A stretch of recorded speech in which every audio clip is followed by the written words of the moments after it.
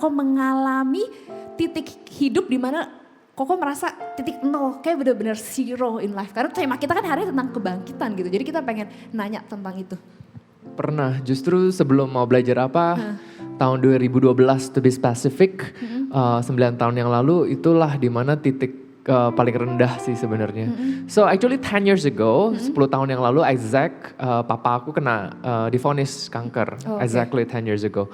So itu titik paling terendah juga karena apa? Karena papa divonis kanker dan aku waktu itu financially juga nggak stabil kan. Saat itu Koko di Jakarta atau di Singapura? Di Singapura. Waktu itu 1 tahun. Oke, tahun 2009 itu dimana aku selesai School of Theology. So aku ambil School of Theology and then 1 tahun kemudian kok malah aku bilang sama Tuhan, kok udah ambil sekolah Alkitab kok tambah apa nasibnya kok kayak gini gitu kan. malah makin ini ya. Pekerjaan gak jelas, financial gak stabil. Terus utang kan, akhirnya utang. Terus akhirnya papa kena kanker. So in the end aku no choice but I made my decision. Aku tuh orangnya driven banget sebenarnya. Aku dari sekolah itu aku driven banget. Tetapi karena situasi ini, I choose to surrender di mana ya udahlah. I want to dedicate my life for my dad gitu loh. Keputusan yang gak mudah. Tapi aku mau nanya, sebelum papa kena cancer, Koko kan habis School of Theology. Di saat itu rencana Koko memang apa pas belajar School of Theology? I want to become an entrepreneur yang make impact waktu itu. Aku udah di mana aku pengen banget. Aku lihat lah banyak kolong merat waktu itu, apalagi di gereja aku tuh diajarin banget di mana you have to shine in a marketplace kan. Jadi aku juga terinspirasi gitu kayak I wanna become like them gitu. But waktu itu di saat dimana aku lihat semua orang udah sukses kok aku masih kayak gini. But I told God ya udah no choice. But ya udah aku choose untuk jagain papa. This is my decision and this is my season. Aku bilang kan. Jadi aku inget banget waktu itu umur 27 ya. Aku decided to leave. Aku udah gak mau kerja lagi.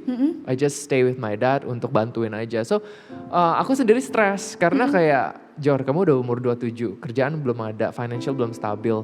So gimana? But I want to make a decision yang aku gak mau regret. Karena mungkin papa sembuh, mungkin papa enggak gitu. Tapi kalau papa enggak, at least aku gak regret. And until today, I thank God I made that decision sih gitu sih. So dan itu tahun 2010 sampai tahun 2012, that was one of the worst year. Tetapi tahun 2012 ketika papa meninggal, itulah yang menjadi sebuah tsunami ya for me karena papa meninggal terus 1 bulan lagi kakaknya papa meninggal juga ketabrak truk, very tragic.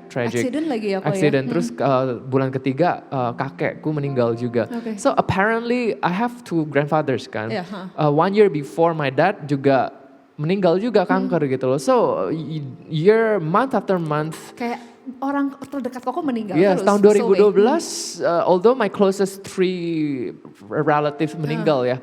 Tetapi banyak banget kayak 2 minggu after my dad, my mom's cousin meninggal. Terus abis itu kayak my best friend's mom 2 meninggal juga. So to me 2012 was a year of death. Kalau sekarang kan banyak banget ya kita dengar ya kayak ini siapa kayak last week 2021 I have my good friends cell group 5 orang loh papa mamanya meninggal in 2 weeks. Kita ngeri banget gitu. But I already experienced that in 2012. It was a bad year and aku akhirnya depressed and bukan depressed karena kan if death are happening kan. Dan aku selama 1 tahun itu kan pas jaga papa kan I was with him and literally spirit of death-nya kan pasti ada. Pasti. And then kita ketakutan pasti gak sih? Ketakut. Aku sendiri juga takut banget after my dad passed away. I felt next one is me, my turn. Jadi akhirnya aku give up everything. I told God I lost faith in him, I lost hope in him. Aku udah bukannya lost faith ya. So when my dad passed away, aku remember banget di ICU waktu itu, aku pegang tangan papa sama my family. I told God that my faith died here also. I don't know how to trust. Karena selama 1 tahun I was I was a prayer warrior, fasting, praying. Kayak kita give our best, kayak kita mencoba semuanya yang kita bisa. Semua spiritual prayers, I pray, worship. I teach my dad how to do Bible study, worship. Kan waktu itu papa belum terima Tuhan waktu itu. Tapi after that, literally 1 tahun I was equipping my dad, and then tiba-tiba meninggal, lost kan. Kan I don't know how ekspektasi to Koko grab. sembuh. Yes, karena a lot of prophecy. Oh, A lot of prophecy and a lot of miracles happen. oke.